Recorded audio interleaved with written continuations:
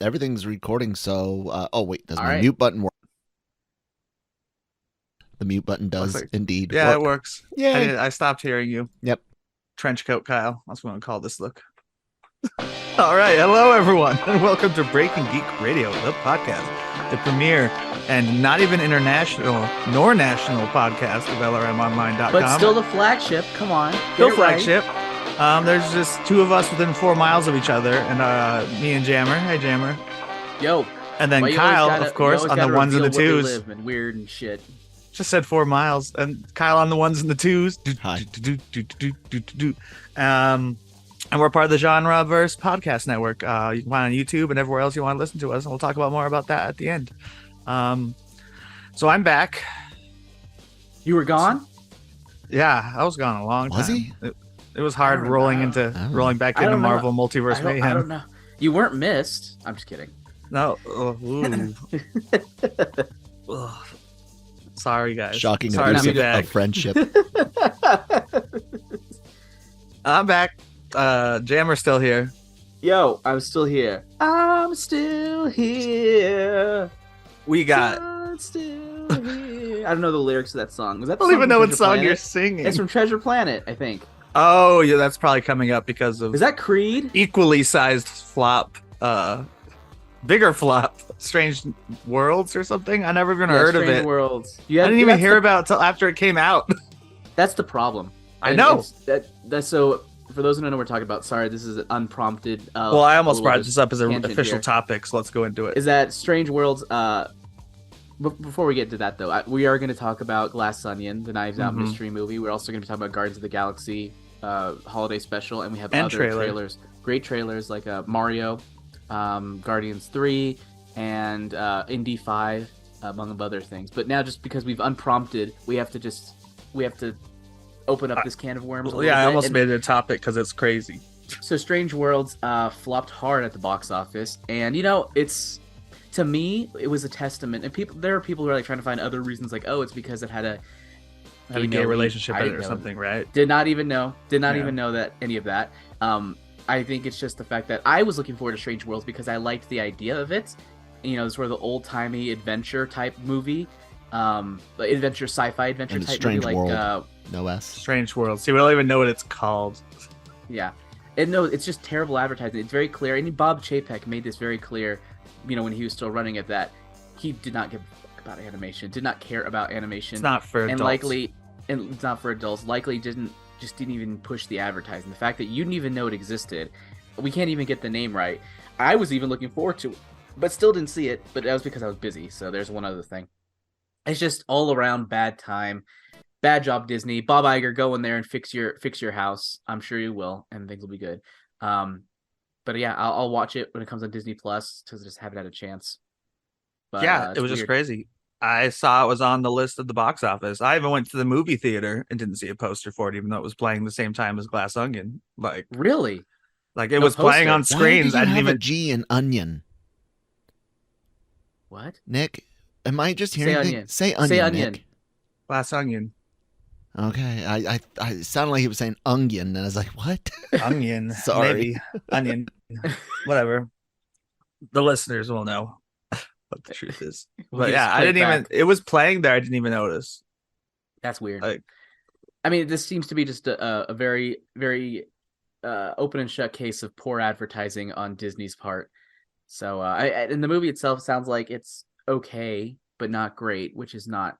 Yeah, that probably doesn't help. But I mean, Encanto didn't do very well last year either. Mm. It wasn't until it did okay, but it was only until when it released on Disney Plus that people it became a big cultural phenomenon and all that. So maybe it is indicative of a bigger problem, just because In what way? Lightyear completely underperformed as well. So yeah, that's true. I mean, the thing And that about one should have Lightyear been a is, I've liked a lot of the last few Disney movies. I didn't like Ralph Breaks the Internet that much. There are a couple that I didn't recent, like. just like 5 years ago. That wasn't 5 years ago, was it? That was like a year and a half ago, 2 years Wasn't ago. I was still at the movie theater when Ralph Breaks the Internet came out. So that was Hold on a pre-pandemic. second. List of That was at list least of 5 years Disney- ago. 2018. 4 or 5. Boom. November. Four. That was November 5 years ago. 2018. Oh my god, I'm getting so old. You're getting so old. So- Listen, you can't. 4 years. Jesus Christ, that was 5 years ago. That No, was 4 4 years years ago. 4 years. I was Okay, wrong by a okay, year. Okay. But I mean, you were closer than I was, so well, yeah. But my point is I recently can mean I'm anything. looking at the list of Disney animated movies. Where the hell are they? Okay, so Encanto, and before that was Raya and the Last Dragon. That wasn't very good. No, we talked about Before that. before that was Frozen 2, not very good. Oh, Ralph Breaks we the just Internet was talking before Disney. that, not So very you're good. just talking. You're Yeah, not talking I'm Pixar, just even talking though Disney. Buzz I'm Lightyear just was talking Pixar. Disney. Okay, because I like the one with the kid. I don't know what that means. That was What's stupid. the one with the I kid? like the when I say the kid, I mean Tom Holland. I like the one with Tom Holland and Chris Pratt. That was Pixar. Oh, Onward. That was Pixar. Soul or whatever. But yeah, Also Pixar. And Turning Red. yeah, Pixar's been doing good. But also they have been anyway. Side tangent. I just thought it was an interesting box office to look at because you also had a second Spielberg movie underperforming, and I have a theory about that too. And then you had Glass Onion actually coming in. Onion. Maybe I do Well, say I with have a a G theory coming about in. Did you it. hear that? There Spielberg is a thing. G in there. Yeah. No, but that's the thing about the theory I have about Steven Spielberg is his movies that aren't genre are really boring. That's my theory. They're just boring Yeah, subject matter a lot well- of times. They're very dry. I'm thinking like my mind goes to Bridge of Spies, and I'm like, ugh, that Really? looks so boring. Bridge of Spies is the last good drama I can think of his. Like I find like Lincoln and stuff Which far is no, I'm not more saying boring than Bridge of it's. Spies. I'm not saying it's bad. I'm just saying it's not. It's not something that I look at and go like, oh, that looks like something I want to see. It's more Yeah. like that's like something I want to sit in and watch at home. It's not a theatrical experience. Well, someone brought up before we move on to our actual reviews, which is coming up in just a moment. Someone brought up a great theory that I liked on Twitter about why I like people are like, oh no, all of our Oscar movies are flopping. Like, why don't you people see real movies and stop going to like fun movies like Glass Onion, which technically doesn't fall in their category. Glass But Onion. The reason is, yeah, maybe I'm saying it like Gorlami. I'm just gonna pronounce it. That's the Brad Pitt, Glorious Bastards way. I'm No, aware but- what the reference is. No, but I like this guy's theory. He's like, well, maybe stop releasing every Oscar-worthy movie within 2 months of each other, and people would see them if they were spread out throughout the year instead of having to choose between like 30 movies at once. Boring. Yeah, they're boring boring. too, but spread out your boring movies. No. I've never gone to the theater in December and been like, oh God, which big drama do I want to see of a list of 10 boring movies? I've never had that problem personally. And I don't think the majority of people do. Normal people. Not Maybe people film are just fans. done with that garbage at the film. I'm At the theaters. I'm not saying it's garbage. I'm just saying it's not like something that you want to go to the theater and escape to. I'm just saying, today as an adult, having to live on my own money, if I have $20, am I going to see Glass Onion or am I going to see anything else? Bridge of Spies 2, Bridge Harder. What's his? I don't even know his movie. What's his movie? The Fablemans, the one's like about himself. It's like someone else should have waited and made his biopic. You know, the Don't make your problem own biopic. Obviously I'm not as tapped into movies as I was back when I was editor in chief, but I'm definitely more tapped in than most people, and I've only tangentially heard about that through social media. So that is the problem. That's the big problem, is advertising has been shit. And there's this idea that these days we don't know what's going to be theatrical and what's not going to be theatrical. And it's just hard to keep track of. It's just like we just assume, okay, I guess I'll catch that in streaming because who knows what's going to theaters at this point. Well, other than good the big news. movies. They've already announced the streaming date for the Fablemans, so you don't have to even give it a second thought now. Now that it flopped, it's like, oh, it's coming out in early January. It's like, good, I don't need to go. Yeah, anyway, pretty much. Speaking of movies, hold on. This is a great transition though, because we were talking about box office and Glass Onion. It was a resounding success. Number 3 with 600 theaters. Yeah, and according to CNBC, this is a movie that could have made over $200 million, but because I still Netflix think because Netflix only played it, for a week. And limited release, basically. In a limited release, there's over $100 million of money that's just being left on the table as a result. So what are your thoughts on that? I mean, yeah, I think they knew that all along. It's just the reason Why would they do that? Why? because Actually, what can they you tell me about what is the logical reason for them saying, if we actually do a normal theater release, we can make $250 million. Let's just do a week release and make $15 to $20 million. well, it would instead. kill the reason they paid for it. The reason they paid Would it? for it No, was to it have wouldn't. exclusive, like you No, it have to wouldn't. subscribe to No, Netflix to see it. No. They paid for it so they can make money from it. Yeah, but they How does it paid make more for sense? it. How does it make more sense? We don't to know make how many less viewers money? they're expecting to get from it. Like most people don't even know it has a theatrical release, and they're waiting for that. Like, but here's my question though: is like obviously we don't have the data. I mean, we don't know how much money they make upon releasing something because literally what they only I don't know how they track it, but I guess it's like we release something and then we see how the subscribers respond, how many people add the subscription.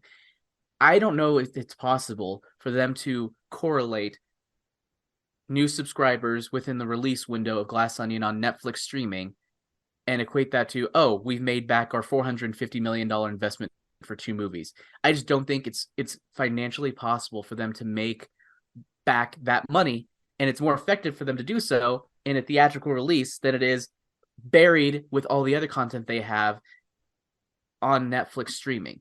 I don't understand. I mean, this is coming from me. Think about where I was 4 years ago, back when Ralph Breaks the Internet was hitting theaters, or before that. I was all about streaming. I was thinking, oh yeah, this is totally working. This is totally working. It's very clear as of right now, based on Disney Plus, what's happening there, based on Netflix's recent issues. Yes, they're doing better now, but like they are hitting some issues. Go ahead and say it, Janet. Max, just say it. Just say what? It. Who was right? Who was right years ago? Kyle would make this about. Were you right? Who was right? You're probably right. You were probably right. Thank you. Earlier this year, not years ago. I've been when Jammer and I were doing LR mornings and even back on the Los Fanboys days, I was saying streaming is not sustainable. You're not going to get the money that you think you are. Back catalogs, having older stuff that you're not having to actively produce and spend money to produce, that is relatively sustainable if you can maintain a solid subscriber base. But the problem is people were like, oh, I've already watched The Office 4 times. Why do I need X streaming service? And that's why you started getting the original stuff being made, and it doesn't make enough money. Anyways, in defense of past Jammer, I was definitely going on since we don't know the data. Like we don't know how they track it and how they equate a financial profit or not at Netflix. But after we've seen other streaming services do things and have problems, it's very clear that it's hard to do. How much did Disney lose on Disney Plus in the first quarter? They lost a lot. $1.5 billion on their last financial statement. Yeah, that's a lot of money. I mean, and they're a successful streaming service. They're an unmitigated success. I just did it. If anyone caught it, I did a sly reference to a very successful Netflix program when I went. By the way, Wednesday is fucking awesome. It's great so far. I'm 4 episodes in. I'm loving it. I'm 4 episodes in too. We should get back on topic, but I also love Wednesday. Okay, let's roll into Glass Onion, which we did both see at theaters because we're good people. Yay! What do you mean we're good people? What does that mean? We still see. I don't know. We couldn't help ourselves but pay money for something that would be free later. Well, yeah, there was no way that I wasn't going to be seeing Glass Onion in theaters if there was an option. It was a last minute decision for me. I mean, Knives Out is probably, people ask what's your favorite movie. I can never say like, oh, this is my favorite movie. I think Knives Out might be close to me being able to say it is my favorite movie of all time. So there was no way that I was going to miss a theatrical release of the sequel. And I don't believe you saying that because, oh wow, Glass Onion's playing through Sunday at a location nearby here. Sorry, you still have a chance. You still have a chance to see it, folks. If you're listening to this on before the Sunday, before the 4th of December, week-long release, you can see it. Well, they probably want to get the second weekend. Yeah, but originally it was just this. And only one theater, only one Alamo Drafthouse in the entire state has it. Only one theater in the entire state has it. So Glass Onion was released, and it has a 93% That's why I was looking up. I was trying to make on you Rotten stall so I could look that Tomatoes. up. And audience score of 93%. So literally the audience and the critics are 100% in sync. So here Must be is a the magic. synopsis. Benoit Blanc returns to peel back the layers in a new Ryan Johnson whodunit. This fresh adventure finds the intrepid detective at a lavish private estate on a Greek island. But how and why he comes to be there is only the first of many puzzles. Blanc soon meets a distinctly disparate group of friends gathering at the invitation of billionaire Miles Braun for their yearly reunion. Among those on the guest list are Miles' former business partner, Andy Brand, current Connecticut Governor, Claire DeBella, cutting-edge scientist Lionel Toussaint, fashion designer and former model Birdie J, and her conscientious assistant Peg, and I have to click show more, and influencer Duke Cody and his sidekick girlfriend Whiskey. As in all the best murder mysteries, each character harbors their own secrets, lies, and motivation. When someone turns up dead, everyone is a suspect. Did you practice that? No, just I because decided to his accent is not even the typical Southern accent. That's a very. I just got a text from Kirsten, and she said the accent. No, she can hear you. she can hear me. I say yes. You say yes. That was a Nick good says accent. yes. Yes. Glass Onion, a sequel to Knives Out, from a guy who says it's his favorite movie, but he hasn't even seen the closest film by the same director. That's unrelated. Other than the same director. But my point is that Knives Out is different type of movie. So is A Brothers Bloom. You just never even given it a chance. I'll get to it eventually. I never said I wasn't. I just said I haven't gotten to it yet. So, spoiler-free thoughts on Glass Onion. See, now I'm pronouncing it with the G. You were always pronouncing it I with know. the G. I can't help it.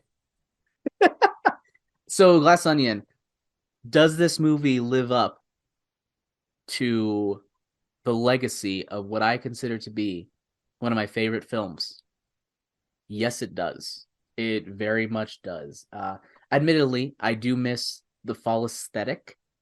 The clothing isn't as textured and beautiful to look at as it is in the previous movie. It doesn't have that vibe. But regardless of that stupid, very subjective quibble that I have, the movie itself is just applaud worthy. It manages to capture the same feel of a mystery as the first movie in the types of twists and turns that it has, without making it a copy of the types of twists and turns that we got. Because I remember I was, rewatching Knives Out, as I do every 5 minutes, and thinking to myself, quick watch. How do they live up to this? Because the first one had such an interesting twist on it, where it's like you find out what happened 40 minutes or 30 minutes into the movie. I'm like, what the hell is the rest of the movie going to be like?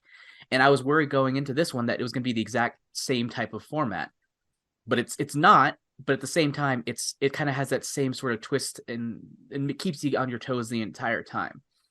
And it does a great, continued, amazing characterization of Benoit Blanc, not just the performance, but also in how the character is written and the personality they inject into him, without taking away from how good of a detective he ultimately is.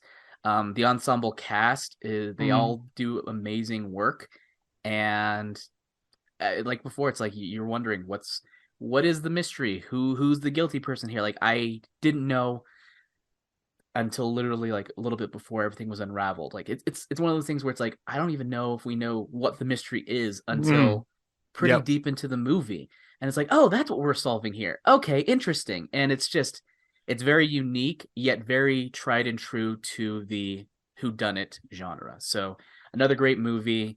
I love it. I haven't seen it again yet. I'm definitely going to at some point. And I think I want to be able to revisit, those scenes early on and be like, oh, how are they planting this? How are they doing that? And, unfortunately I haven't been able to do that, but either way, really fun, engaging, a win. Absolutely. I can't decide if it's better or not because they're very different. Same here. They Same have here. to be Yeah. different. Otherwise, you're watching the same thing again. Not just the cast, which is very, very different, or even the type of characters. Instead of a family, it's basically a bunch of people you would despise on the internet these days. In fact, Yeah, a bunch of influencers. yeah, As he calls them, basically in some way or disruptors. another, disruptors. Oh my god, people tweeted that they're like, oh my god, he didn't write this movie this week because Edward Norton is basically Elon Musk in many ways, and Yeah. you're like, ooh, and he just exploded. I mean, everyone knows who he is, but like with this whole Twitter debacle, it's like Yeah. this is Elon Musk. But yeah, I really loved it. Yeah, you have to get used to a different cast, obviously, and a very different style of telling a murder mystery, where I don't think this is a spoiler. It just takes forever to even like you don't even know what the crime is for like an hour. Yeah. You're like sitting there But like, it's oh, okay. who's gonna It's kill still who so or something. engaging, though. No, it's great though, but Yeah. it reverses the formula by doing that. Like you said, in a Knives Out, you know who committed the murder like 30 minutes in. You don't know all the details, but you know who died and why they died. You think you know at least all the details. And Yeah. this is almost me being like, this is great character work, but there is gonna be a crime in this movie eventually, right? There are dinosaurs on this tour, right? So, but in a good way, where it's just you're so entrenched, and again, the drama between the characters, Mhm. which is what makes his movie special, and the dialogue. And of course, my other favorite guy, I'm always referencing Twitter on all these shows, but the best stuff I see is on Twitter. Someone put a poster of him from both movies, the outfits he's wearing, and they're like, when the director decides you're gay between movies. I didn't see it. I saw that post. I did not. I don't know if I noticed any difference. I did just because I know. I mean, the main difference is, it's not a spoiler. We meet his boyfriend, husband, or I mean, whatever. that's the main difference, but that's like. But I only noticed that because the that's not director said that too. Like he said that in between movies. He's like, "Oh yeah, I made him gay," and it's like you didn't have to tell us that. Whatever. Yeah, but great movie. Do you want to go into spoilers? Just because it's hard to talk about this movie all without spoilers. Oh, we got to give our rating beforehand, and then we'll go ahead and set Kyle free for a bit. A+. So, yeah, I think if it's almost as good as your favorite movie, it's got to be an A+, right? Yeah, I didn't say it was almost as good as. I said that it lives up to the legacy. Oh, okay. And maybe it will be better. As of right now, I'm gonna have to. I think I'll have to say A+ as well. Yeah. Aldo. My sister just watched this week Death on the Nile because I convinced her to, and he's doing a good job with those. But I mean, it's funny that it feels like it could be an Agatha Christie. No, I'm just saying like this feels like it's an Agatha Christie story, but it's completely original.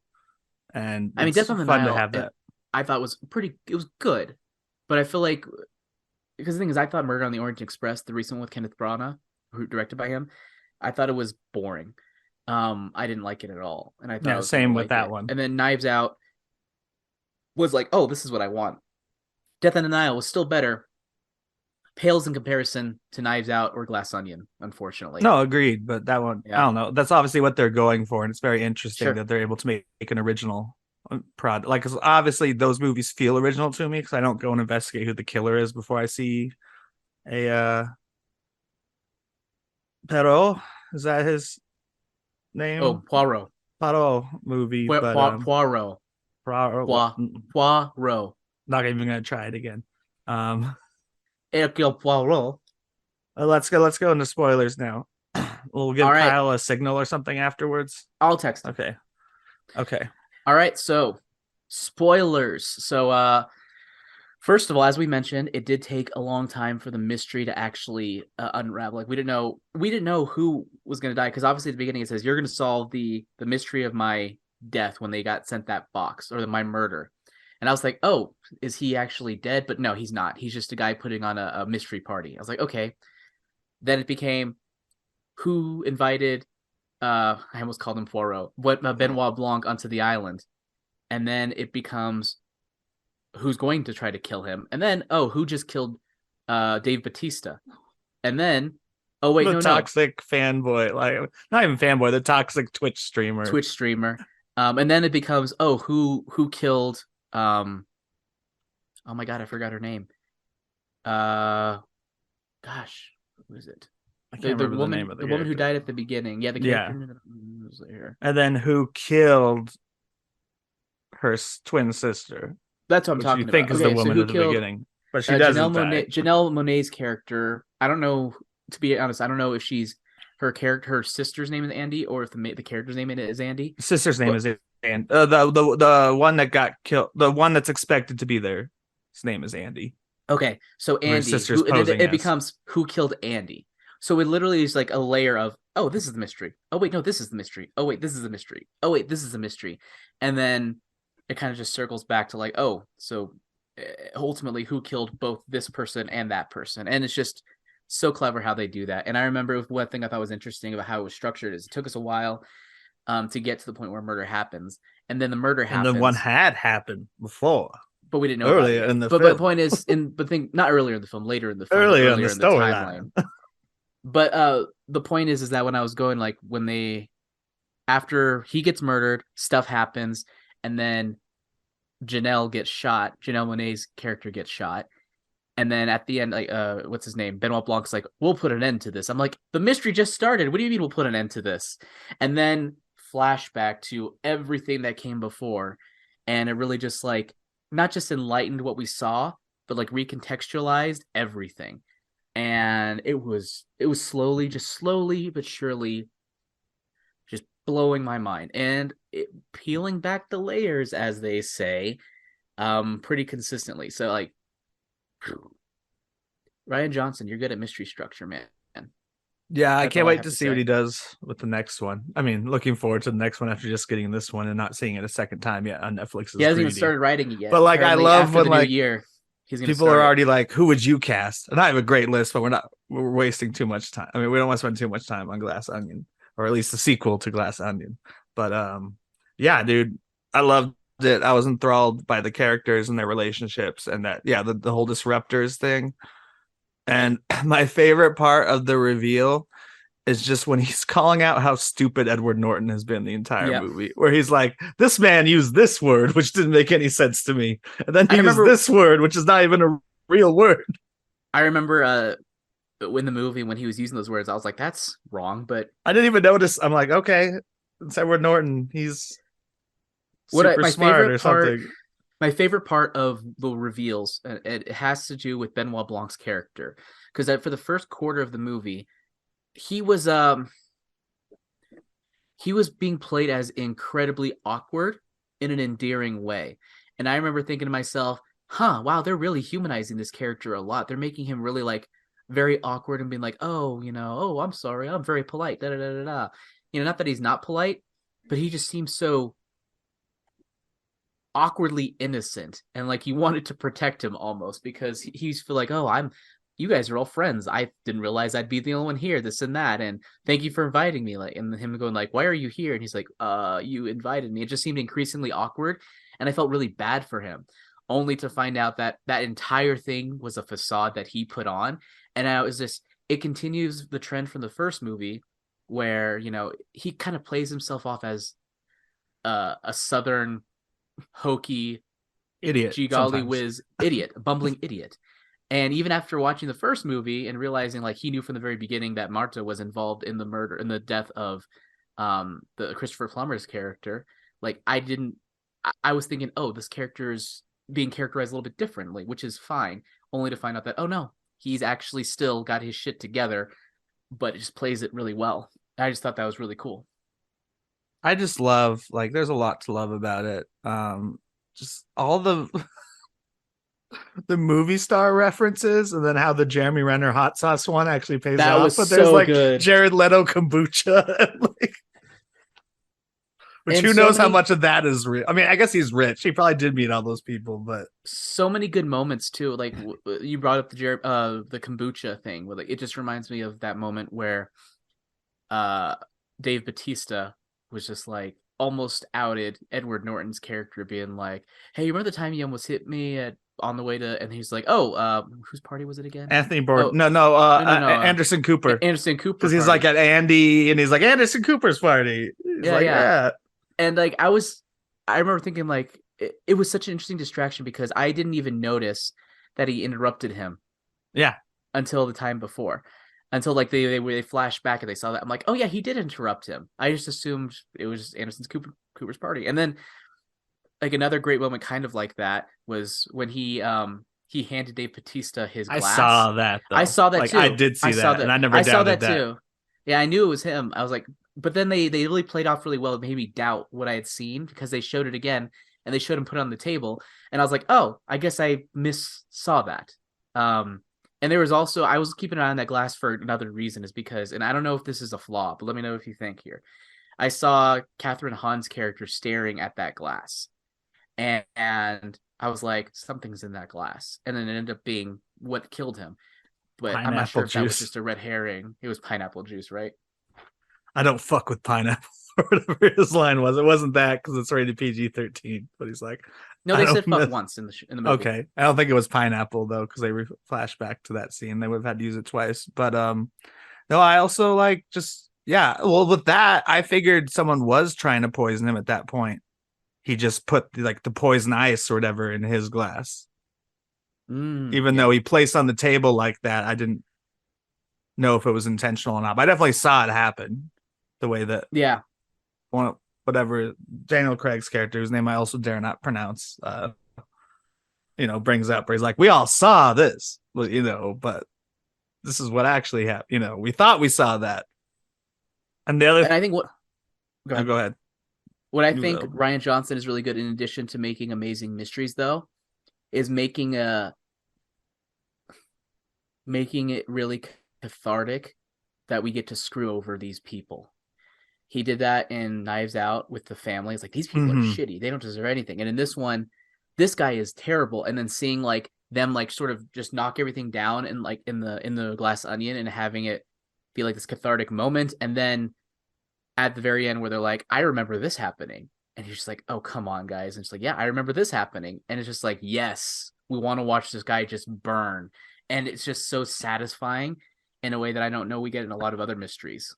I love that Blanc just kind of leaves at that point and lets Andy's sister just kind of like figure it out on her own. She's destroying shit, and that leads to the very obvious plant earlier in the movie, which I was waiting for the entire time. Where like, fill a building with this and it'll explode, and I was like, his building's full of that. He already said that it's full of that fuel. So what does the glass? How does that her knocking over everything affect the gas? How does that work? It doesn't, but it gets everyone. It doesn't, but eventually she starts that fire. Which is what causes it. The other part's just her being angry, and she's like, I don't even know if she burns the stuff on purpose. That's just more of her anger. I mean, she definitely burns stuff on purpose. But like, if that's why she was doing it or not. But got it. And I felt that was the part that brought me out of it the most compared to the first one. Is ends with a big explosion and stuff, but it's a different story. No one gets hurt by the explosion or anything. It's just, and the cast is so good. Actually, one of my favorite moments is that there is a murder mystery party, and Blanc like solves it like before he's done explaining it. He's like, "Oh, I get it. You have her seated across from the." Yeah, I think. And Edward Norton's just so deflated, and he's like, "I had the writer of Gone Girl write that." Okay, he names the writer, but yeah. I just love also like the very end of it. You just see the arrow hit him, and like fake blood just come out, and it's just like, oh, that's it. That was the mystery. And just even the idea where like he's has everything do something for him, which is why he tries to seem smart. And then even when Blanc's going over everything, he's like, "Wait a minute, you stole the most clever part of the thing from me when I was telling you earlier." Yeah, with the lights going out and the gun being out, he's like, I told you that earlier. I also like, so that was another moment where when Benoit Blanc did solve that instantly, I was thinking, is he so socially awkward he doesn't realize that it's probably not a good idea just to reveal the mystery before it's even started? But then, of course, he revealed that he did that on purpose and stuff. Well, I would feel that he'd do that anyway. Okay. But I like, though, he's like, I just wanted to get that out of the way because there's a much bigger thing brewing here. Right. Any complaints at all about the story? I would just say the explosion still feels a little out of place, but it works. Why? I don't know. And him just kind of backing off seemed out of place at first, and letting her. You mean Edward Norton backing off? No, Blanc just kind of leaving. He's like, I can't help you anymore, and he leaves, and then she figures out a way to help herself. I mean, I think it's empowering. I think these movies seem to be about empowering, frankly, women of color in situations. Yeah, that's true. And so it's like, I could see that. It's kind of like, yes, Benoit Blanc is probably the main character, but at the same time, they do their best to kind of have a secondary and protagonist, and they're usually the ones that have to, who would traditionally be the main character of these stories, and are really trying to push it through, and giving them that agency, I think, is important. And I think at the end of the day, like, he's at the behest of the law, and can't. Where he even says the line, "I'm not Batman." I'm not Batman, right? He's not. He's like, I'm here to solve the mystery, and that's it. Yeah. And I also, yeah, that was great. Did you recognize the actor that's in both films? Yeah, his friend. Yeah, his co-writer / friend since Brick. He's been an actor since Brick. He was he was also a great part of the first Knives Out. Yeah, the other detective guy. And he's the stoner dude. And like, I was expecting him to be involved, but I love that Edward Norton's character just said it as it was true. He's like, he's not involved in any of this. He's just around. And I'm like, maybe there. He's on the island. He could be involved, but no, he's just getting stoned. What I love is that for me, I was like, I hope he's not involved, because I feel like it'd be too obvious if he was. Yeah. That's why I like the truth in the movie sometimes, where like a character will say something and you're like, and it's like, no, he was absolutely right. He said he's not involved. He wasn't involved in any of the murder or the stealing anything. He's just his friend who he lets smoke weed on his island or whatever. But yeah, great movie. Mm-hmm. Yeah, I don't think I have any complaints. I love. No, and my complaints weren't complaints either. They were just why it's kind of different. Yeah, but yeah, great movie. Recommend it to all. Absolutely, especially if you like the first one, you're like, oh, I'm nervous this is not going to be as good. It's going to at least be a worthy successor if it's not as good. Okay, you can text Kyle or whatever. Okay. Kyle. So let's go ahead. We don't need him to do anything. We can move on to the next topic graphics without him. We'll move on to the next topic anyway, and we'll there you go. He's coming back. So go ahead and introduce the next topic, Nick.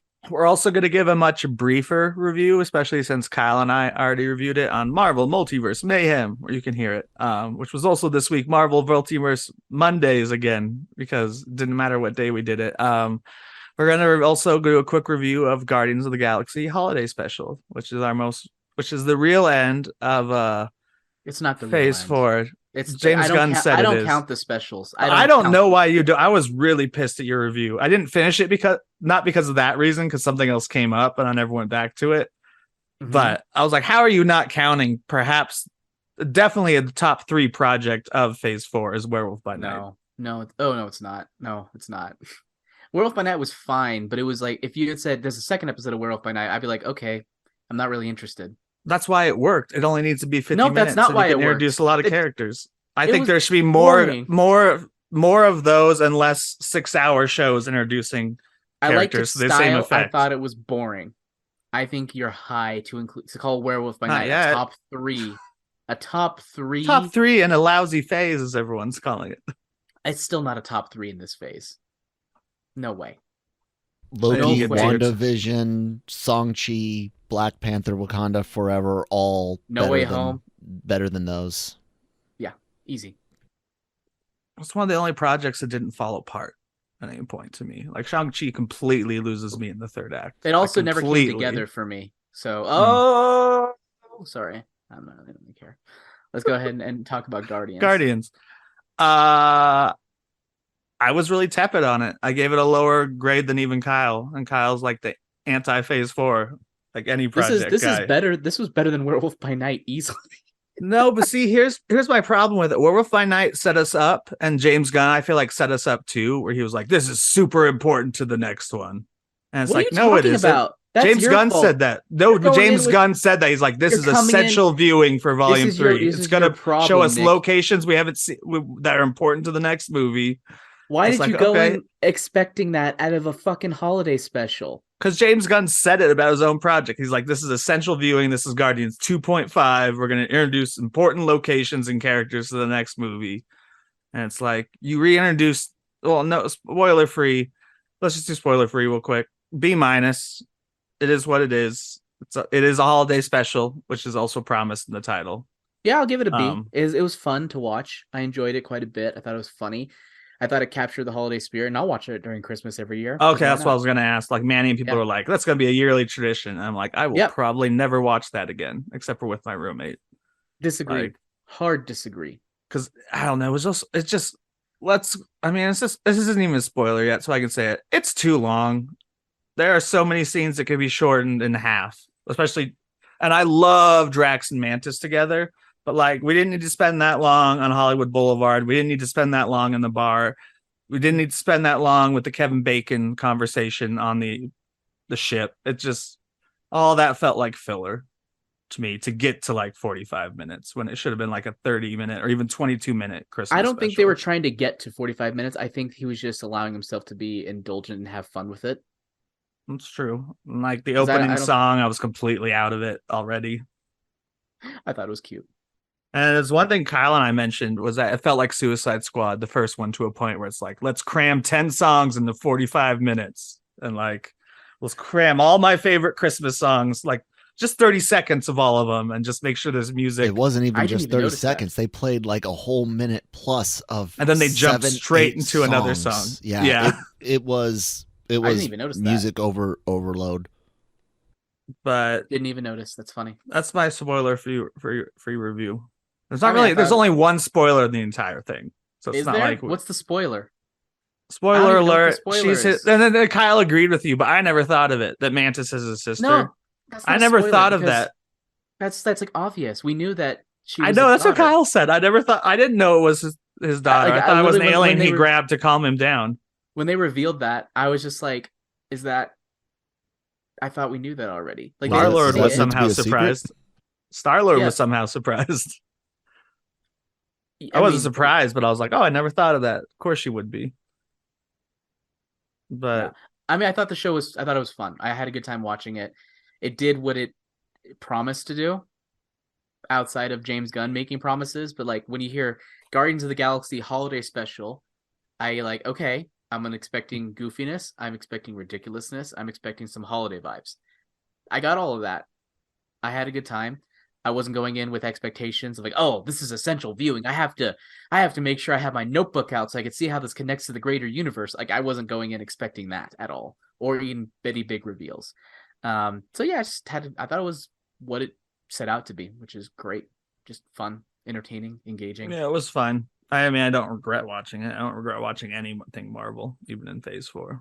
But I'll eat my Marvel, be happy, and smile like it's candy. But I'm surprised you didn't like it more. I don't know. It's just the way it was set up, I think. Is like he kept saying it was mostly his comments. Again, I was like, you need to stop listening to his comments and setting expectations based on that. It's true. Because that's just a recipe for disappointment. Well, if he didn't say that, it's because he was wrong. Yeah, how would you have felt if he didn't say that? Much better about it, especially if there was no Werewolf by Night, which again seemed to move the MCU forward by introducing new characters. How? What did it move forward? It introduced characters that could be used in like across different platforms. Probably you're never going to see him again. If anything, maybe Blade, maybe, or like Moon Knight or something. Considering his first comic was a Moon Knight appearance, or vice versa, I can't remember. No, his first appearance was a Moon Knight comic. Who's his? Werewolf by Night. Is that the character's name, Werewolf by Night? I mean, that's like what the comics. I mean, yeah, that's like, Werewolf by Night. Just like it's like the Invincible Iron Man, or like Ronan the Accuser. But what's the character's name? I don't remember at all. I remember Todd's name. Gotcha. So you're talking about Gael Garcia Bernal? Yeah, right? Who was awesome in it. He was okay. He was fine. There wasn't. It was good. It was fine, but I don't understand where this love is coming from for the thing. It was cool stylistically, but outside of that novelty, I didn't see that much to care about. Yeah. Okay. You're I wrong. think Guardians of the Galaxy did a better job of like getting me emotionally invested. Yeah, it was silly, but I was still like more engaged with the conversations and what was happening, and I wanted to see how it turned out. And that was my. I'm just like the other one. I'm just like, okay, there's a fight. Okay, I guess we're just watching them scramble. Okay, they're just fighting each other now. Okay, I guess he's friends with the monster. All right, I didn't engage on an emotional level. Interesting.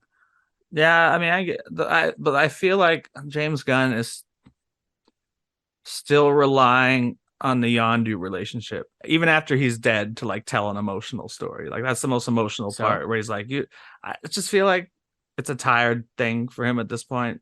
I know he loves Rooker, but why is it a tired thing? I don't think it's tired. I don't know. There's many other emotional moments. I don't think he should have included Yondu at all. But it's just a holiday special, man. It's just a so you're saying because it's a holiday special, I just shouldn't critique it because it's, holiday specials aren't that good. So well, it's all about expectations. What expectations are being set based on the trailer? Like I said, I didn't go in there thinking, oh, I'm ready to like fucking get my mind blown here. I came in with certain expectations and it met those expectations. And speaking of Yondu, I didn't love it. I thought it was interesting that he went with like a Ralph Bakshi aesthetic for like the animation at the beginning and end. That was weird. It was indeed rotoscoped. He confirmed it. They filmed him, Rooker, Kraglin, and frickin' the kid playing young Pete filmed them in costume, everything, and hand traced each frame. It's funny because to me it looks CG. It didn't look rotoscoped. And it looks like it was faking rotoscope. And that was something I found interesting. Just not knowing it was going to be anime at the beginning. The first shot was the ship flying in animation. I'm like, whoa. Did he have no budget for this? I'm like, oh, it's animation. Yeah, it was weird. It was definitely jarring at the beginning. For sure. Yeah, B-. I give it a B. It's funny how like our ratings are pretty close together, yet what we're saying is so. I think you need to rate it lower, Nick. Well, it's like on the Black Adam where Jonesy and Danny gave it the exact same review, but had like this exact same letter grade, but had very different opinions about it, and they still ended up at like the same C- or whatever they picked for it. That's funny. So you're sticking with the B-? You think it's what about C+? Nah, I don't need to go lower than B-. It's still the Guardians. It's still, especially Mantis and Drax. It's something that Mantis I felt she was just introduced in Volume 2, but she's been horribly underused. And it was nice to see her. I'm like, oh yeah, she has powers even after Infinity War. I forgot about that. Like, I like seeing them. Her angry. She's like angry throughout the entire thing. I like seeing that side of her. I thought was funny, and her just getting angry at Adam. What the fuck is wrong with me? Kevin Bacon, and it's just like they hate actors. Oh, he's an actor. Oh, it's like pretend to be Kevin Bacon. Like you don't suck, except for you don't suck. I was just like, oh, this is good. This is golden. I love it. All right, there you have it. Our reviews for the week. Unless you want to add anything else on top of that. Nope, I'm good. All right, let's move into movie news before wrapping up with a hella like trailers for Did you just like have a stroke? I wasn't sure what that was for a second. That was me saying hella. But is that finally expanding outside of California? And that's why I said it, is I used to live in California, and it was a Northern California thing that everyone at Chapman made fun of Northern Californians for saying. I mean, I grew up in Northern California and used to say it all the time, so I can confirm. Exactly. But now we can talk about going from Disney. We can talk about Warner Brothers woes in two different categories. WBW. Ooh, I like that. Branding. So, first of all, this week we got news that Legendary, as we expected, Legendary Entertainment, we've actually already heard that they were shopping around to a new studio. Well, we heard it wasn't confirmed that they would be leaving, but they were clearly just exploring their options. In fact, back in the day when we covered that article, we were like, even I think it was me who said that maybe they're just trying to drum up their budget, like pay Right. more for us, Warner Brothers, otherwise. But Which is always obviously, a possibility. Yeah, for sure. but I mean, it seems to have come down. We also assumed it came down to, or at least the article draws the same conclusion, that they were unhappy with their slate, their legendary slate, because their movies are always giant, spectacles. So that would have been two of their films in 2021, Godzilla versus Kong and Dune, getting put on HBO Max the same time they're in theaters. And I think that's why they lost Nolan too. I believe Oppenheimer is Universal. Definitely why they lost Nolan. And Zack Snyder is even over at Netflix now with some kind of first look deal. So well, that's a whole separate situation. Well, but his was the same thing. Well, yeah, you're right. His was you butchered my movie. Yeah, his was. No, then you did release it, but yeah. So Legendary Entertainment, and they say the company behind Dune and Godzilla versus Kong. But I mean, if you go back farther, they've done every Christopher Nolan movie since. They've done so many DC movies. Yeah. I don't know if they've done all of them, but they've done a huge chunk of them. They're essentially like co-producers on the movie, so they've lost a big. And even partner. other they Nolan lost stuff. A lot of. Like they lost a lot of potential like partners for big movies down the line. So who are they going to get to partner with them for the DC movies, or are they going to be footing the bill the entire way?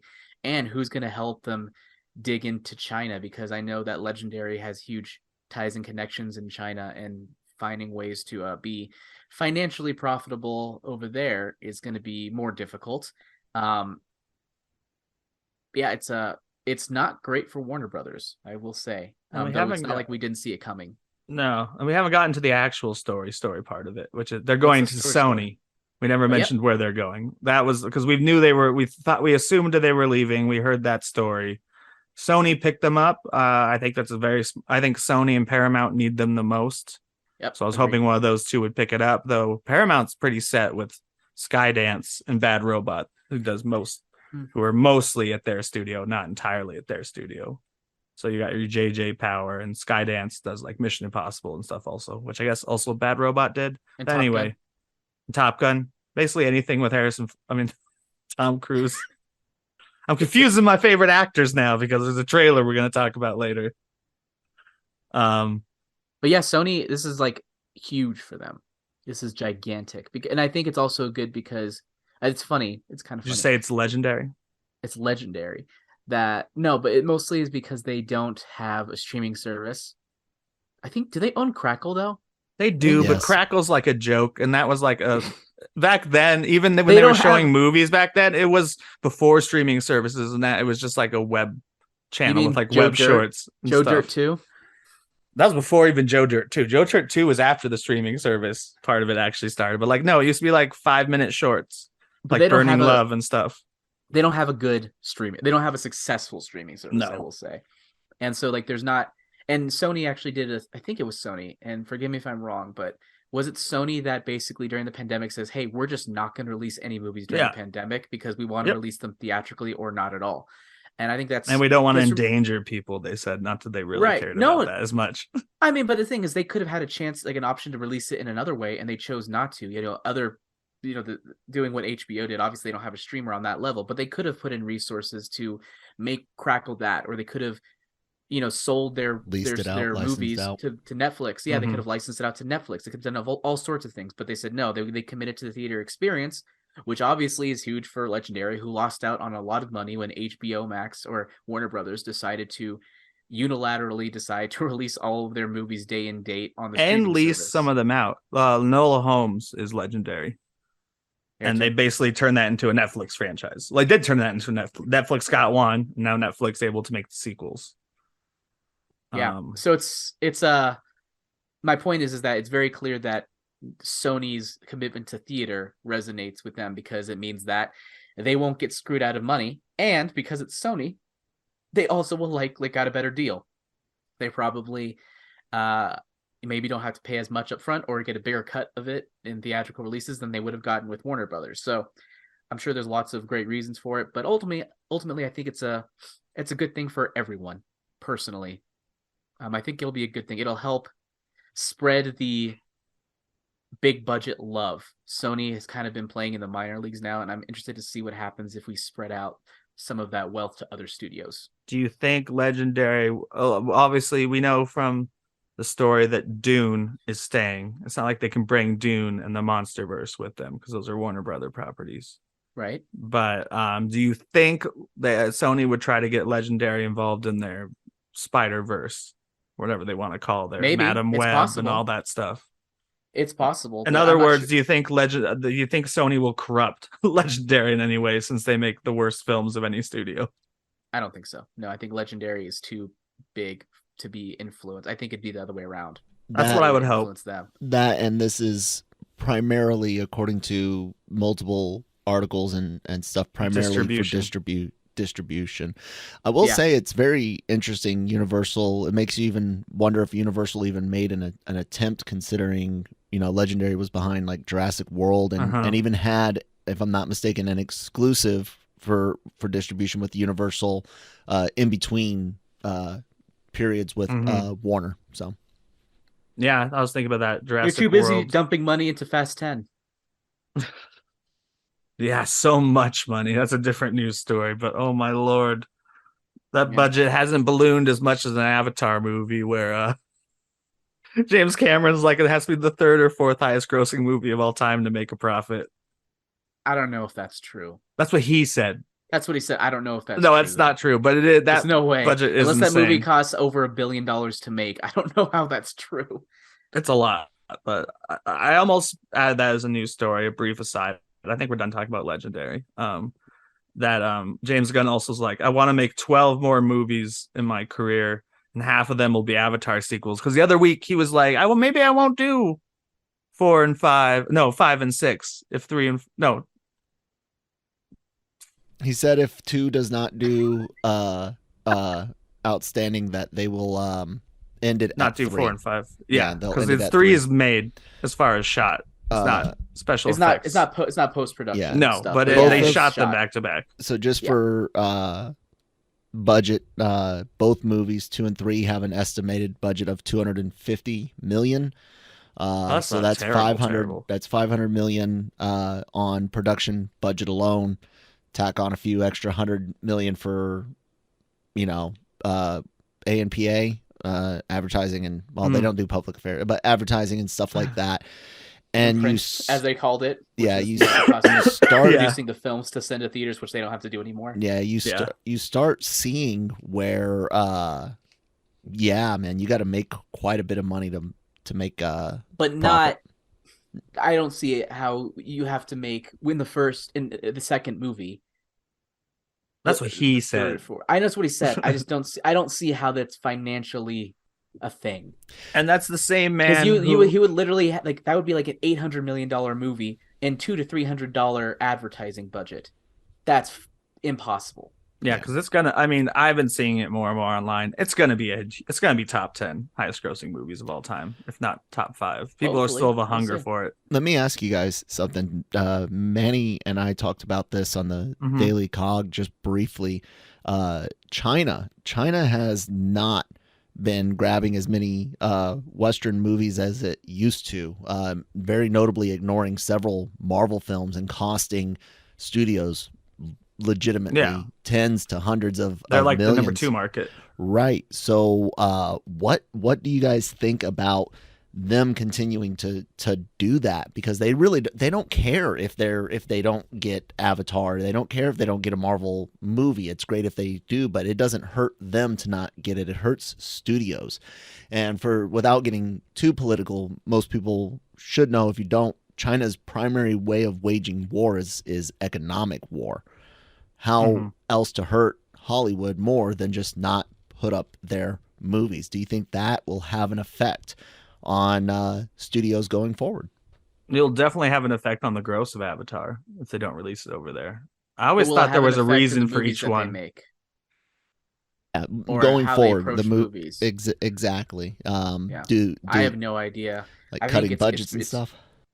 I don't know about cutting budgets. I think it's more of a social thing of them. Like, I feel like people are wanting to see more and more LGBTQ representation in movies, and studios Has are that being more been the main receptive to problem that. with China? I know it's the Yeah, problem and with like a lot of Middle Eastern studios have been more receptive to that, but China, uh, they also need to make them so they can cut them out for Chinese audiences or lose out on the market.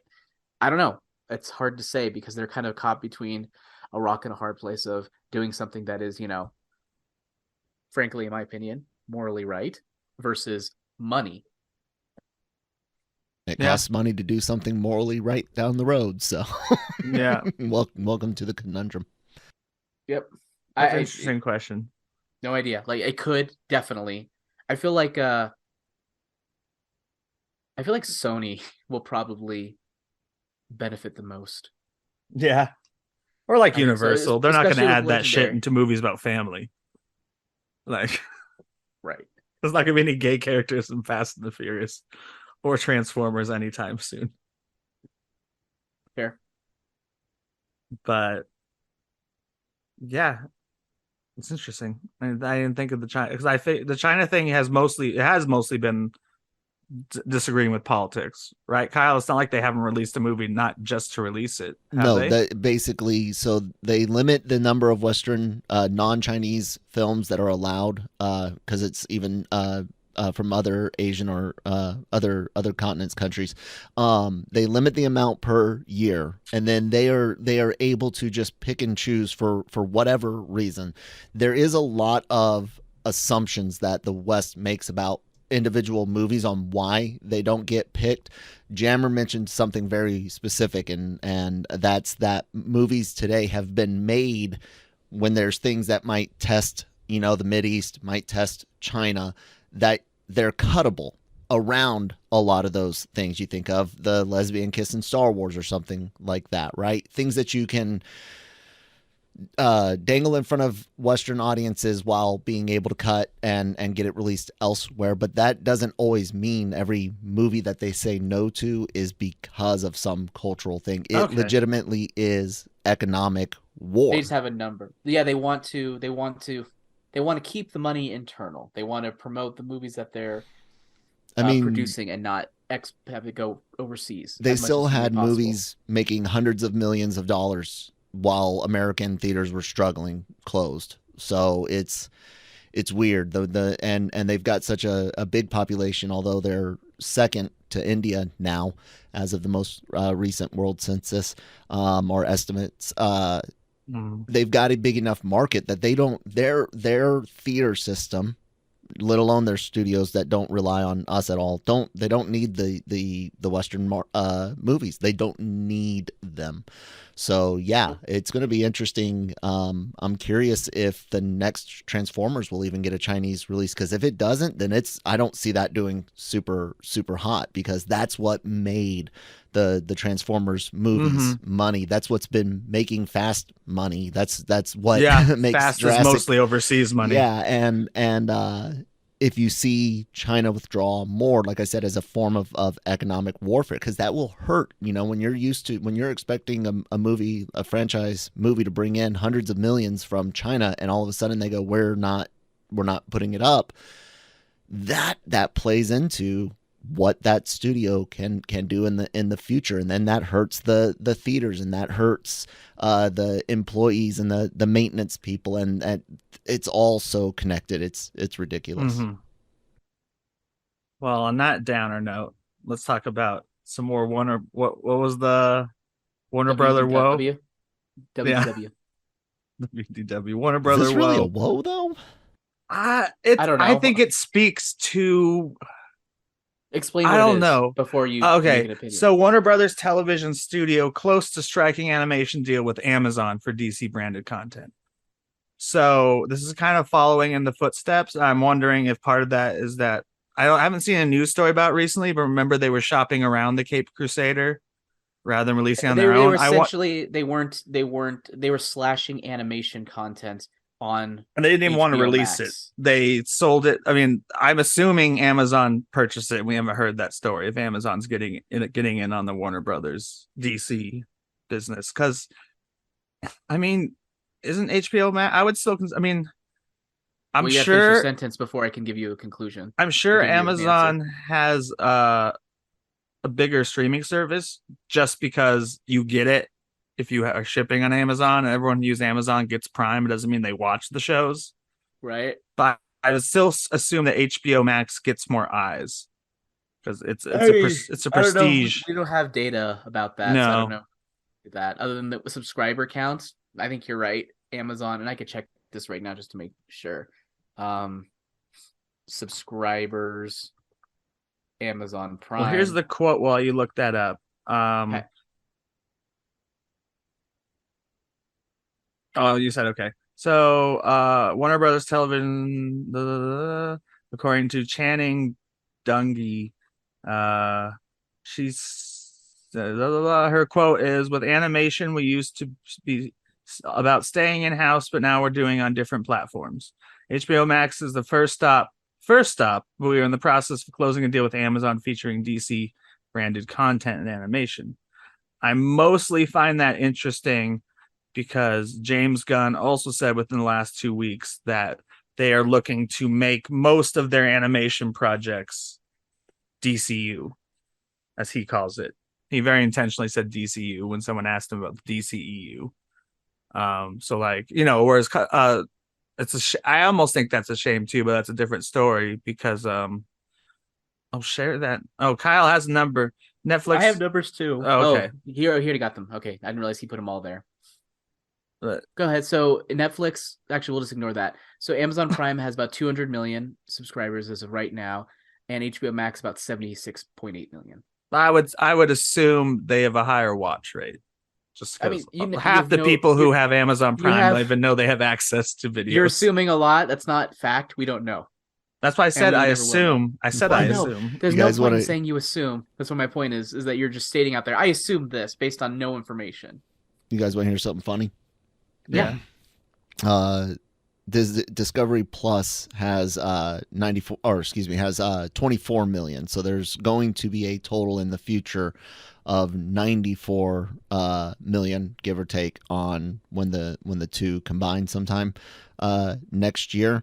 Paramount with 46 is so close to HBO Max with so much less.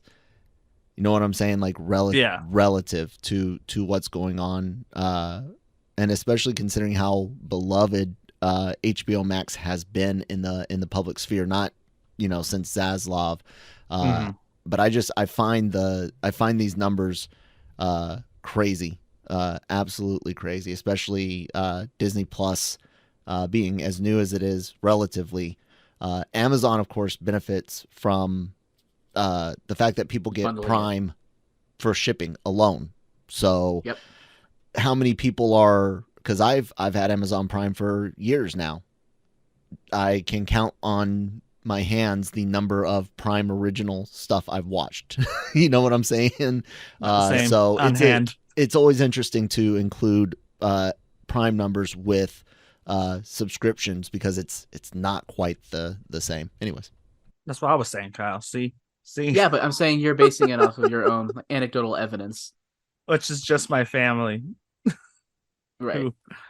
I'm the only one who watches stuff on there. I agree, but it's just something like, I assume. And I'm like, well, just don't assume. We don't know. That's my data set. Actually knowing. Actually, I don't know anyone who watches Amazon Prime outside of people I talk with on Twitter and my LRM family. But, so you do know people who outside of Prime. I know online. But outside of your personal bubble. So my question is so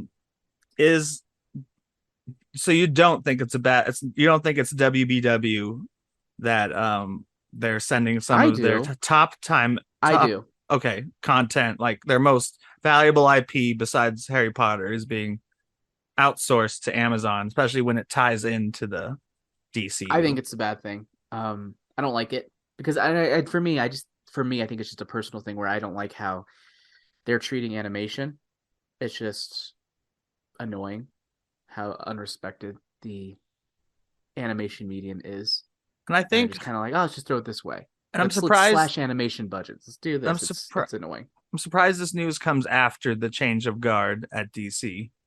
That even James I assume I James mean, Gunn has some say in it, and he's like, okay, you can put that on a non-Warner Brothers platform, and to we'll be fair, still he's get eyes on probably it. more involved creatively, not Yeah. necessarily where it gets released. Isn't That's Zaslav his like his business boss. partner, and he's It's his the boss. not Zaslav, the guy isn't the guy he's working with, Peter Safran or something? Isn't he Saffron. the Yep. he's like they're a team because Safran's the business guy and Yeah, Yeah. Saffron was James a Gunn is the creative. big time producer, and Gunn, of course, produces, but writer, director, and stuff. So yeah. And this might But I not mean, be the yeah. same for anyone. Sorry, this is a quick tangent. But I have an Amazon ad at the top of this Deadline article. I know ads are curated at people, and I work for Amazon, but I find that funny too. The top of this Deadline ad is like, "Wow, you'll love working at our seasonal warehouse jobs." Weird. I just have a porn ad. No, Nice. actually, I don't have an ad at the top. It's weird. How come I don't have an ad? I want an ad. I don't have ad block on. What the hell? I'm offended. You don't get the Amazon. I don't get the. I'm one of those few people who I'm like, give me the advertisements. I've got Give me more of what I want to see. I've got a Lincoln car, and then TikTok on the side. So whatever. I don't have any. I think maybe ad block is on because I see a print where it says advertisement and it's just blank. So, oh, I do have ad block on. Let's see what Shame happens on you. You said you love the ad so much. So we I consider don't this a think I realized WBW in the end. It's an interesting move, I think, consider it. especially after the James Gunn announcement. I feel more than I anything. consider it a WBW. Having DC official in-universe content anywhere other than their own streaming service.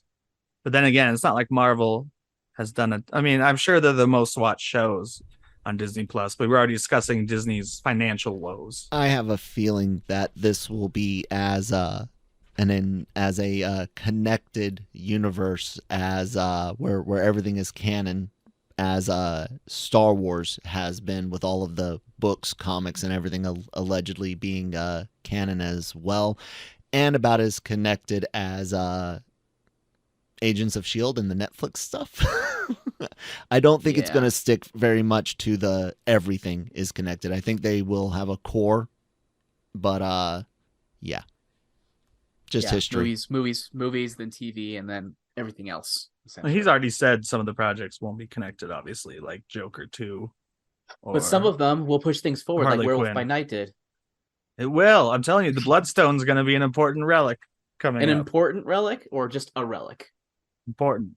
Okay. It's going to tie into all that Kang shit that Noted. has bars on it and rings. Noted. You've been quoted and marked, and we'll check back in on this in a few years and see if you're right.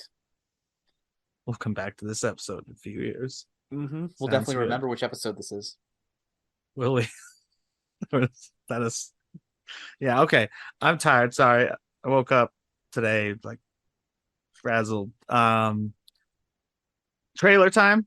Are we done with Warner Brother woes? Yeah. Fuck, we still have trailers. Yeah, let's do trailers. Trailer's the best part of this one. Let's start with the least exciting trailer, in my opinion. Warner Brothers, Super Mario Brothers. Oh, that's like the most exciting for me of the three. Broken. What did you think of the new trailer? We have more awesome dialogue. We have Luigi dialogue. I love that Luigi is the damsel in distress, and Princess Peach is like, we gotta get out there. There's a big multiverse, Mario. Is basically what I heard when she said there's lots of galaxies out there. Yeah. And I like how they're working in like Smash Brothers and Mario Kart to an extent, like already Smash in their Brothers. first movie. Where'd you see Smash Brothers? Well, the beginning, Donkey Kong beats the shit out of Mario.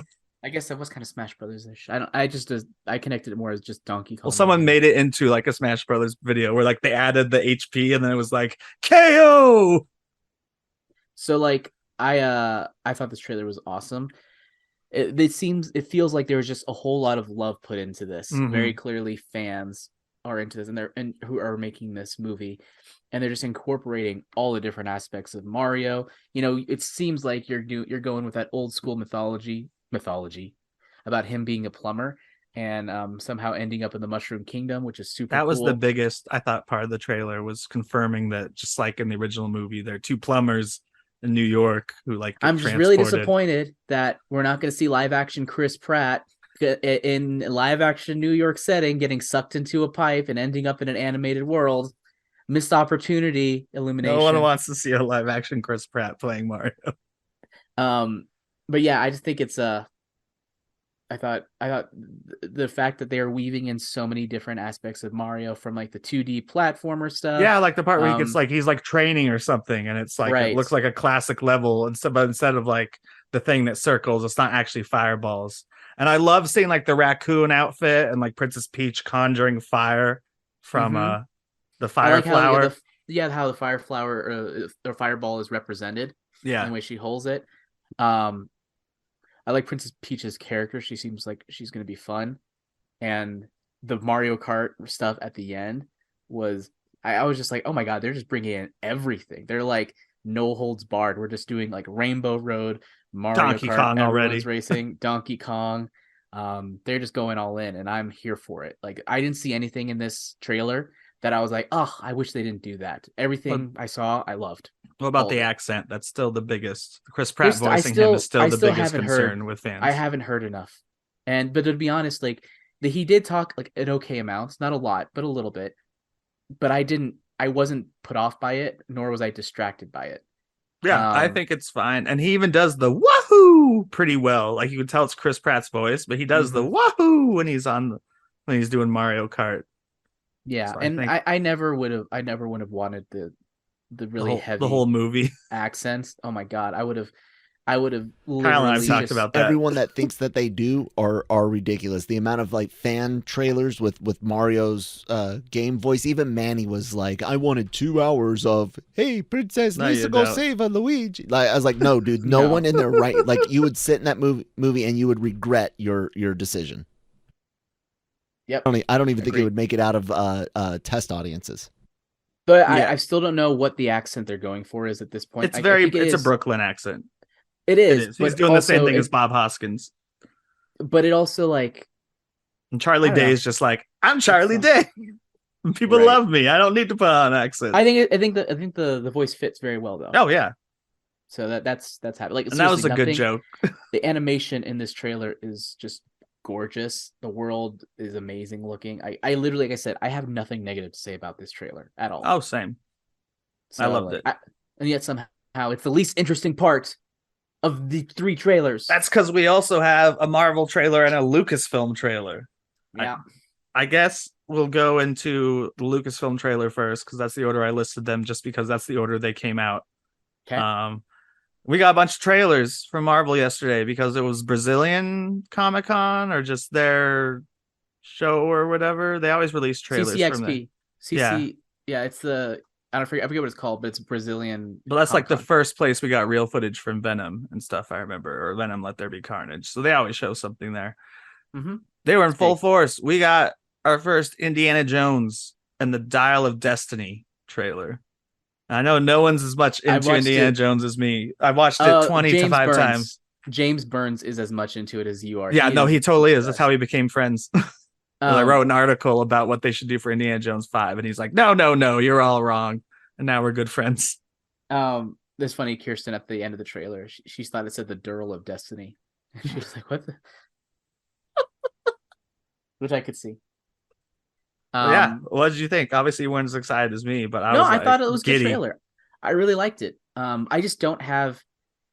I grew up with Indiana Jones, but I don't have the same nostalgia like you and James seem to have for it. Like, it's fun. I actually respect how much they went for more of the emotional stuff for this one, rather than just like, throwing in the same theme song and having a similar type of scenes we've seen a million times before and have us go like, yeah, they did it again. But it just seems like it's fun. I'm excited to see what happens, but like, I'll wait a little bit more. But everything I'm seeing here, I'm liking. So I have no complaints about it, other than maybe a little bit too much reliance on CG, especially in some of the train stuff. I don't like that as much, but I like what they're going for in terms of the feels. It feels like it's a weightier movie than Crystal Skull was. Yeah, and they the directors discussed that, and I like James Mangold is directing it this time, and co-wrote it, I believe. He's talking about it James Mangold? He's definitely the director. Yeah. Is he? I thought it was Joe Carnahan. No, it's No, Mangold. James Mangold. In fact, the poster is almost identical to the Logan poster, which is just his face.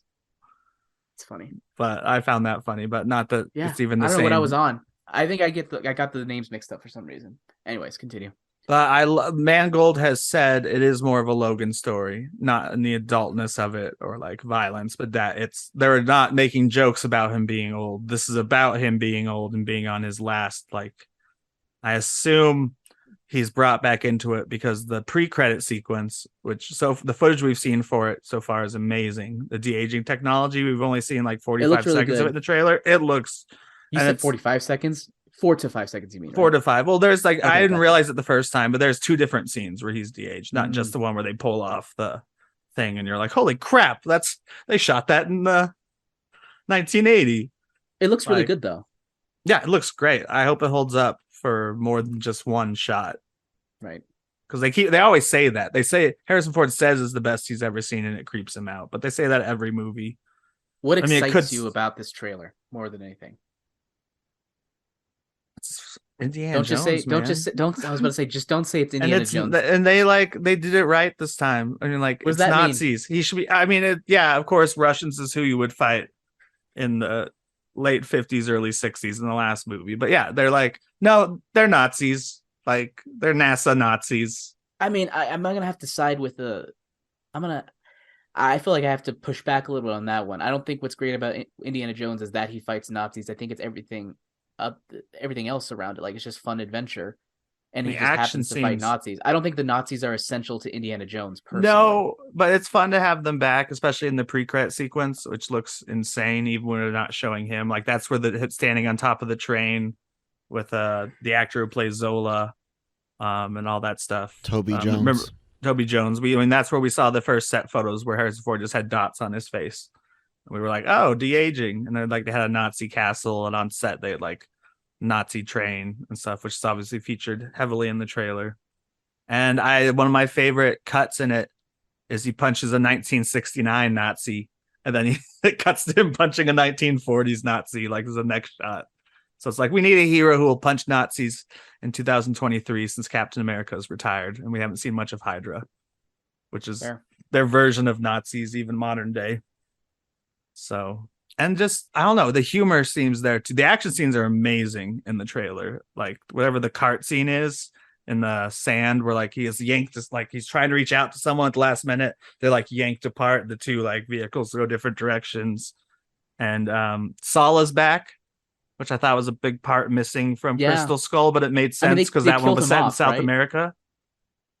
They killed him off in the fourth one, right? Didn't they Sala wasn't in the fourth one. No. They said Brody and his dad died. Oh, right. The dad died. All right. Yeah. Okay. And Brody, because the real actor is dead. No. Sala turned down, not Sala, John Rhys Davies turned down the role, which is why we have hope for this movie to be bigger. Because he was only going to be at the wedding at the end. And he's like, I'm not signing on to an Indiana Jones movie to be in one scene. If I'm signing on to an Indiana Jones movie, it's to go on adventures with Indiana Jones. And he has the cool, like, almost like, remember the good old days speech in it where he's like, I miss the sand and the sea. And you're like, hell yeah. And that's also, why I think it worked. It resonated on an emotional level for me more because the action, fine, whatever. It's more about what is this about, and is it going to feel like it's all in service of a specific character arc? And that's kind of what I got from this, is that it will, fingers crossed, and that the action will just service that. And even some of the beats, I feel like something like the scene where he's using the whip at the very end, like the post-title scene, and he's like, shouldn't they all pull out guns? And he just immediately ducks. Feels very Raiders of the Lost Ark in a way that even the original sequels don't necessarily feel that way. So, are you not worried that it's just a remember this film? I mean, you see Waller Bridges' character loosens up a giant ball. You have the whip with the guns. You have older character, and it's fine to bring back older characters in a franchise, but you start connecting some of those other dots. Are we looking at a Force Awakens type thing here? And if so, will that upset you? All fairness, I love The Force Awakens, so there's that. But when it comes to, I agree that it's a problem. I don't like, look at this, remember this, remember this. I don't like that, which is why for me, I just think the tone of it feels like it's all in service of an arc. And as long as it actually is all in service of an arc, I'm okay with bringing it back. I just don't want it to be like, remember this, remember this, remember this. Which, I mean, I hope it's no more than the fan service of Crystal Skull, which is actually pretty small, where like it's basically only the opening scene. You're like, oh, that's the warehouse, and there's the car chase that knocks open one like that breaks one box, and you see the arc. And otherwise there's no mention of, like, there's not really much fan service except for having Indiana Jones be in it in Kingdom of the Crystal Skull. So I'm definitely hoping this is better than that. Obviously, as are we all. That movie was boring. Boring is not the word I'd use for it, but it's the word I use for it. Because I didn't have a huge, like, my biggest problem was the swinging with the monkeys. That was awful. But apart from that, it's not boring. It's stupid. No, that was one stupid part, but the rest of it I thought was just boring. Okay. But yeah, Indiana Jones coming into theaters the same month as Ethan Hunt. So yay, Nick. I like how Nick always like relates everything back to Mission Impossible. Well, those are my two favorite franchises. They bounce around now, which one I like more, depending on how excited I am about. Like, I was waiting for this trailer because when I saw it, I was like, that's what they described it as. Have a timer on this podcast of time to Tom Cruise. This is actually quite a while. T to T. It actually took about an hour and a half. So, well, remember earlier I accidentally said Tom Cruise when I meant to say Harrison. Oh, there you go. So, I guess it was earlier. So Nick's super stoked on it. Jammer enjoyed it, but he doesn't have the same reverence for it. I mean, Raiders of the Lost Ark is not Jammer's favorite movie. Cool. Let's move on to the last trailer, which is also exciting. Guardians of the Galaxy Volume 3. Woo! Speaking of James Gunn and the holiday special, it looks great. I mean, it looks like it definitely actually, I noticed this on the Indiana score too. Well, maybe more than this, but it almost, I mean, they use a song, obviously, not like the theme or something because it's Guardians, but this, I'm going to bring it up again, Indiana Jones and Mission Impossible, I'll have like kind of a finite score where it sounds like this is like a sadder version of the theme because, you know, this is like where it all ends. And God damn it. I mean, I know people like, at least Cam, if not Kyle, know the entire plot to Guardians Volume 3. Oh, do you really? There's been a lot of I don't recall a lot of leaks for the plot here. So Cam said on Switch, on Discord this week that he knows the entire plot, including the post credit sequence.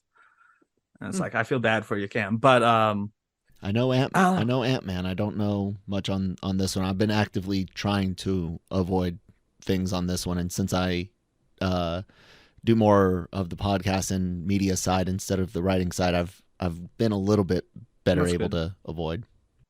There are 5 different scenes that make you think Rocket's gonna die. So I don't know if that's complete fake out. I think he'd be the most poignant character to kill.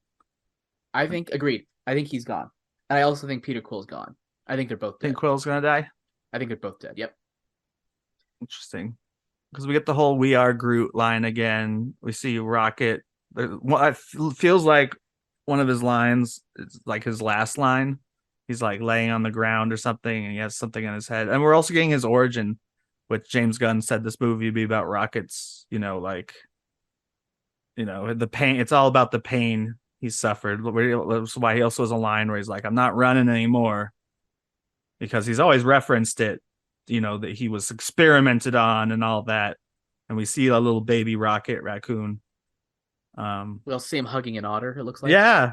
It looks like his love interest is an otter who was also experimented on. But yeah, looks great. You know, my biggest problem with this trailer is? What? You want to guess based on how much you know about me? What do you think? Okay, not enough Mexicans in it. No, I'm just kidding. Wow. Okay, then. Anyway, on that note, let's move on to what I actually feel like is the biggest problem is the naming convention. The second one was Vol.2, and this one is written out Volume 3. I didn't even notice that. You bet your ass I noticed it. I bet you did. I'm really fucking pissed also about John Wick. You had John Wick Chapter 2. Parabellum, and then John Wick Chapter 3 and Parabellum, and now just John Wick Chapter 4. It's like, oh, no more subtitles. It was just a one-off subtitle. I never watched the trailer for that online. In fact, I still haven't seen the Avatar trailer online. I've only seen it in the theater because I don't care. John Wick, I literally couldn't tell you what happened in the first movie versus what happened in the second movie. But I was in the theater with my sister for Glass Onion, and I was like, because we saw the Ant-Man trailer and a few others, and I was like, I think this is the 5th or the 6th John Wick movie, and then it's like John Wick Chapter 4, and I'm like, oh, the 4th movie.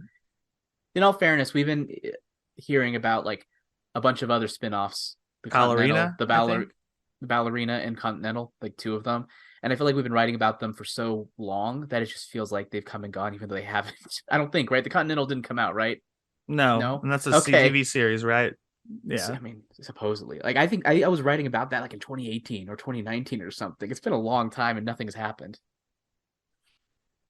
Anything else? Anyways, to say about Guardians. Oh, besides We the didn't say anything thing about you like the Guardians. least about it, at least, is not a shot from the trailer. It's a naming device. No, it looks good. It looks like it has that perfect mix of poignancy and comedy that James Gunn is well known for, and I'm ready to be emotionally wrecked. Unlike most people, I feel like a lot of people didn't like the second one. I loved the second one compared to the first one. I like it. I did not like it as much as the first. I think we've had this. The first one, to me, I thought everyone was like lost their minds over it, and I was like, it's okay. It felt safe to me. And the second one felt like it was able to go more bonkers than the first one was allowed to. Oh, and definitely I liked did. that. Yeah.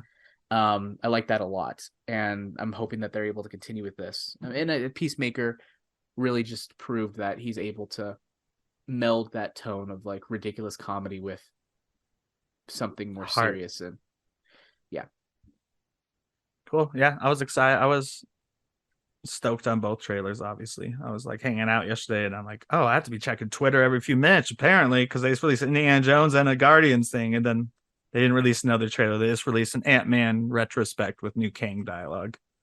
But yeah, we good? that's it. It's all we have for. I know Transformers came out, but show? whatever. It's the least interesting trailer of the 4. So Which is fun. I was already against covering it when we only had 2 trailers. I'm like, does anyone care? But no. yeah, that's the show. Jammer, where can that be found? I can be found at Jam the Writer on Twitter. And AJ Cerna Writer on TikTok, and you can find all of my books under the name AJ Cerna on Amazon and Audible and magiabooks.com, MAGIA books.com. I'm at Geeky Nick Doll on Twitter, and I won't leave Twitter until it collapses, because if it does collapse, I'm not planning on moving to a new social media. I just feel like that'll be fine. To start a new one. No, it's just like I hear about all these different ones, and people are complaining about different elements of all of them, and it's like I'll just use Facebook more and maybe start actually using my Instagram, which is also at Geeky Nick Doll, but it's very inactive until Twitter dies. I remember looking at Mastodon and being like, nope, this is too confusing for me. And I don't remember what the other ones people are talking about are, but I can go join Trump's, whatever his is. Truth Social. Oh God. And I also do Marvel Multiverse Mayhem in addition to Breaking Geek Radio, the podcast with Kyle. Currently it is Marvel Multiverse Mondays until we get new Marvel content, which okay, wait, I assume Loki 2 is next. You're gonna confuse your listeners. Well, we used to be Marvel Multiverse Mayhem It's Mondays. always Marvel Multiverse Mayhem. He's just saying, But now we're on back Mondays. on Mondays again. No, I get that. Yeah. But we used to call it Marvel Multiverse Monday until I'm Marvel aware of screwed that. us of that alliteration. We had to switch alliterations. So. They actually purpose. That's the reason why they changed it. Is because they really Mhm. just wanted to fuck you guys. Yep. Oh, we know. Just We us. know Disney. We know Bob, Mm-hmm. whichever Bob was in charge at the time. Chapik. But yeah. With that, you can always listen to the Genreverse Podcast Network wherever you listen to podcasts. You can also find them at lrmonline.com with a nice little write-up. And, of course, watch us on YouTube. We got a AX squared or something. AVX squared. AVX. AV, Oh my God, dude, there's no AV Aven- squared. There is Write no, it down. there Write is it down. no Mick. Avengers versus X-Men here. That's why I say that every time accidentally. Anime Universal. reviews and I know. AVR squared. Universal reviews. Kyle's video reaction. He did a nice one for. Was it Guardians? Yeah. Oh no, Super Mario. Did you do both? I watched at least one I did yesterday. Super Mario, the first one, but yesterday was just Guardians. You did Guardians. That's genre shot. We also have in the mornings Capo genre. Daily Cog, Cup of Genre. Breaking Geek Radio, the podcast, is what you're listening to. The Cantina, our Star Wars show, and Marvel the Multiverse Mayhem, which was already mentioned as our Marvel show. So new content every day, yay! Basically. With that, hasta lasagna.